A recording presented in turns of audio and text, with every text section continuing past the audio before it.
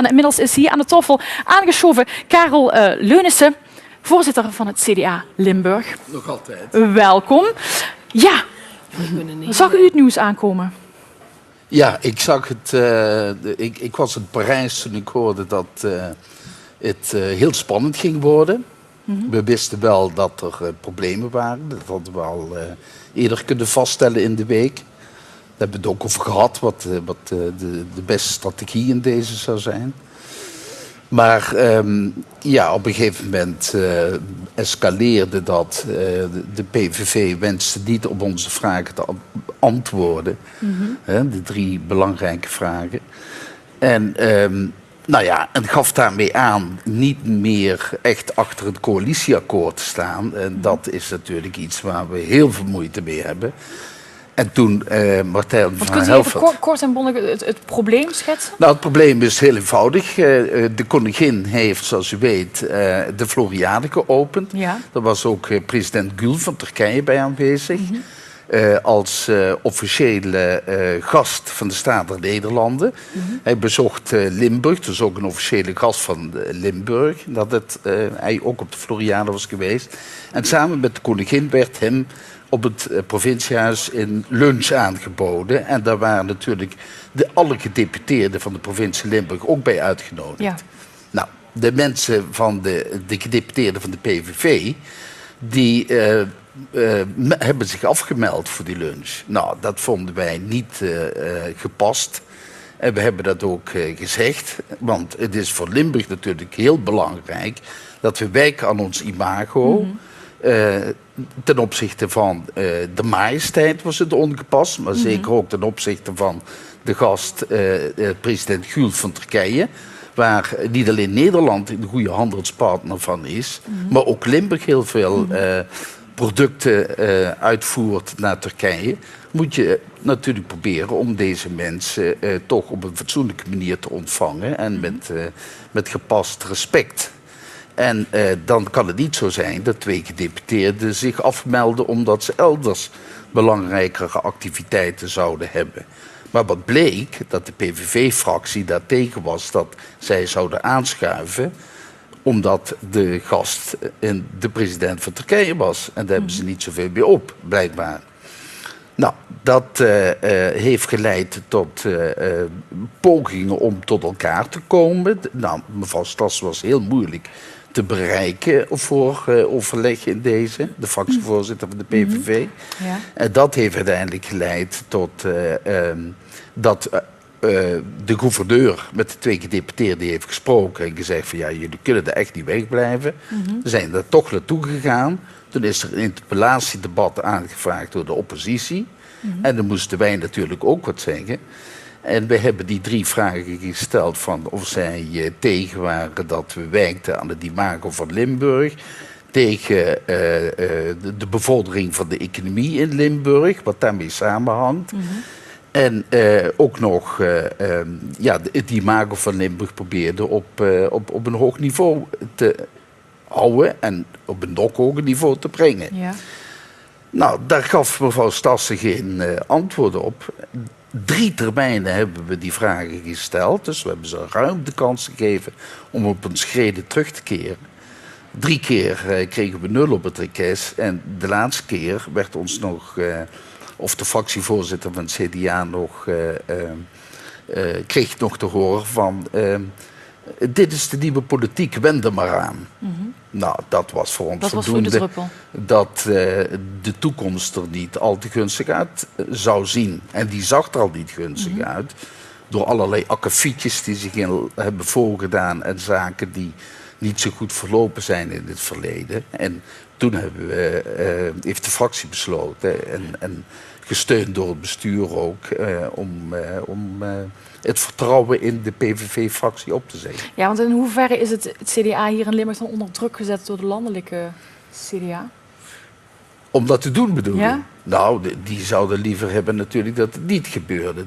Dat de coalitie overeind zou blijven. Omdat natuurlijk ook heel delicate onderhandelingen in het Katshuis plaatsvonden. Want denkt u dan dat wat er nu eerst in Limburg is gebeurd, dat dan ook nu... Nee, dat denk ik niet. Maar je moet natuurlijk, als je met zo'n delicate onderhandelingen zoals in het Katshuis bezig bent, moet je natuurlijk alles wat eventueel negatieve invloed daarop kan hebben, moet je natuurlijk proberen te voorkomen. Ja, maar wat waren dan de reacties van de landelijke CDA toen ze dit hoorden? Nou, wij hebben natuurlijk van tevoren overleg gehad, vlak voordat uiteindelijk het vertrouwen werd opgezegd in de samenwerking met de PVV. Ja, wij hebben het uiterste geprobeerd om ze toch weer in het gareel te krijgen, zal ik maar zeggen. Nou, en toen dat niet lukte, ja, dat kon het CDA Limburg niet over zijn kant laten gaan. En toen hebben we ook eigenstandig dat besluit genomen. Dus ze hebben niet gezegd van doe dat niet, want het heeft zometeen voor de landelijke politiek ook gevolgen? Nou, probeer eruit te komen, maar niet van doe dat absoluut niet. Kijk, wij gaan over onze eigen zaken hier. Ja. De provinciale aangelegenheden zijn voor Limburg ontzettend belangrijk. Alhoewel ik natuurlijk ook wel oog heb en begrip heb voor het nationale belang. Ja, want hoe staat het er nu hier in Limburg voor dan, na een heel weekend? Nou, nu, dat heeft u misschien in een perscommuniqué van het provinciehuis kunnen lezen. Martijn van Helvert heeft nu alle fractievoorzitters uitgenodigd om morgenavond in de Oranjerie in Roermond bij elkaar te komen om de procedure voor het formeren van een nieuwe coalitie en een nieuw coalitieprogramma vast te stellen. Dat niet zo geweldig veel, zeker niet op een economisch terrein, zal afwijken van het huidige coalitieprogramma. Om daarover procedureel te vergaderen. En dan komt die in de loop van de week, omdat wij nu ondertussen de grootste partij zijn geworden. Er zijn 2 statenleden uit de PVV-fractie gestapt in de tijd dat ze nu als statenfractie fungeren. Ja, en is dat nu de Partij van de Arbeid de ideale partij om bij u aan te schuiven? Nou, dat gaan we bespreken. Kijk, iedereen is uitgenodigd. Dus dat is aan de mensen die onderhandelingen voeren natuurlijk. Wat de meest ideale partner is. Ja, de CDA wil graag de tijd nemen. Maar de VVD die zijn wat sneller. Hoe gaat die samenwerking dan? Nou, de VVD die wil grote stappen snel thuis. Maar ik denk wel dat wij meer voor zorgvuldigheid zijn. Kijk, we moeten nu... De situatie in Limburg is te belangrijk om dat zomaar snel af te doen. Nee, daar moeten we nu even goed over nadenken. Dus we moeten wachten tot na de zomer? Nee, dat absoluut niet. Nee, zo lang hoeft het niet te duren. Wat denkt u dan? In welke termijn moet u dan gaan denken? Ja, 10 dagen zei hij, maar daar ergens tussen 10 dagen en ik denk toch wel dat het is nu april, mei, juni, dat begin zomer toch wel ergens een coalitie geformeerd moet zijn. En dan neem ik het ook ruim, denk ik. Zo schat ik het in. Ja, ik heb net aan de telefoon met Ger Koopmans gesproken. Ik vroeg hem of hij het een verloren jaar vond. Hij vond dat absoluut. Hoe ziet u dat? Nou, ik denk dat op vele onderdelen is de snelheid toch wel eruit gehaald door de PVV. Maar er zijn natuurlijk toch ook zaken wel gerealiseerd die gerealiseerd moesten worden. Alleen, ik denk wel dat als je een collegiaal bestuur hebt en ook in fracties hebt die met elkaar lezen en schrijven kunnen, en die gedeputeerden voortstuwen om van Limburg dat gerealiseerd te krijgen wat nodig is voor Limburg. Ja, dat je dan natuurlijk wel efficiënter bezig bent dan dat afgelopen jaar. Dus in die zin had het allemaal veel beter en veel sneller en veel efficiënter gekund. Ja, want de echte verliezer is natuurlijk de burger.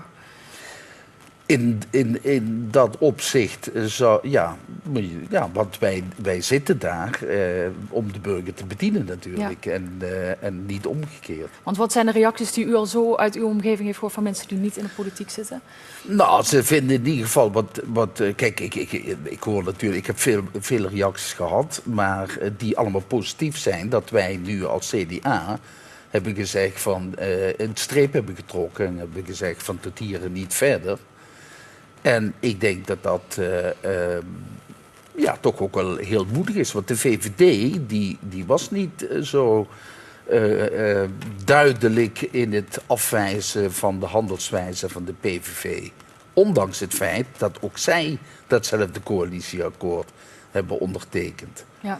En pas de dag daarna kwam Mark Verheijen met de opmerking voor L1 Radio dat hij inderdaad ook de PVV-fractie berispte omdat ze zich onmogelijk hadden opgesteld eigenlijk. Ja, nu terug naar de landelijke politiek. Zit er nog iets positiefs aan dit verhaal voor Nederland? Met nieuwe verkiezingen op komst? Nou, ik vind dat heel ernstig. Ik vind... men was eruit. Dit is zoals Maxime Verhagen zei. Op ieder onderdeel heeft Wilders ingestemd. En op het totaalplaatje dan ineens zoekt hij Europa wat veel te veel invloed krijgt op Nederland. De dictator Europa heeft hij het over. Dan sleept hij die AOW erbij. Daar was nog geld voor om daar nog wat reparatiewerk in te doen. Dat werd ook nog voorgesteld door het CDA en de VVD. Maar definitief de stekker eruit. En dan moeten ze zich eens voorstellen op wat voor risico dat heeft. Gegeven het feit dat het land in een crisis verkeert. Als wij nu... natuurlijk, we moeten allemaal gaan inleveren. 3% koopkrachtverlies. Dat is veel. Voor mensen, voor sommige mensen is dat ook heel veel. Maar realiseert ze zich wel dat als we nu gedowngrade worden van AAA-status naar AA-notch, dat is dus hoe de markt jou ziet als stabiele economische factor, als land. Als we gedowngrade worden, dan gaan we veel hogere rente betalen over die 400 miljard staatsschuld waar Frits het net over had. En dat moet ook door de belastingbetaler opgebracht worden. En dan zou die koopkrachtverlies dan nog wel groter kunnen worden dan die 3%. Laten we dat dus ik vind het als ik Wilders zou zijn, gelukkig ben ik dat niet, maar dan zou ik geen nacht kunnen slapen meer nu, als ik een dergelijke verantwoordelijkheid op me had genomen. Ja. U slaapt wel nog goed? Ik slaap heel goed, ja. Ja, want hoe denkt u dat de verkiezingen gaan? Bij de vorige verkiezingen heeft het CDA niet zo goed gescoord. Nee. Hoe denkt u dat dat nu bij de volgende verkiezingen gaat worden? Wij zullen natuurlijk we hebben een hele slechte uitgangssituatie op dit moment met 11 zetels. Maar wij gaan er wel voor. En ik denk dat er toch wel weer nieuwe elan in het CDA zit. Dat we toch wel wat zullen groeien. Maar echt terugkomen, dat is natuurlijk denk ik niet realistisch. En ik denk dat er over de volle breedte veel meer naar de flanken gestemd gaat worden. En wat minder op die middenpartijen.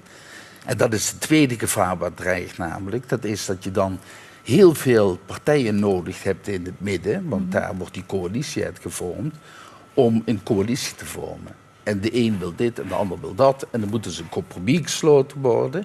En de eigenschap van compromissen is dat ze weinig slagkracht hebben.